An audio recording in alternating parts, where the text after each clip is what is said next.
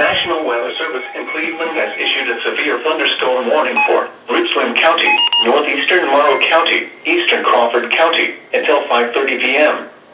At 4:50 p.m., a severe thunderstorm was located over Galion, or 8 miles southeast of Bucyrus, moving east at 35 miles an hour. Hazard, 60 miles an hour wind gusts and penny-sized hail. Source, radar indicated.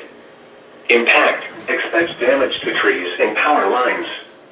Locations impacted include Mansfield, Bucyrus, Galion, Shelby, Ontario, Lexington, Crestline, Plymouth, New Washington, Chatfield, Lucas, Tyro, North Robinson, Sulphur Springs, Iberia, Shenandoah and Phillipsburg.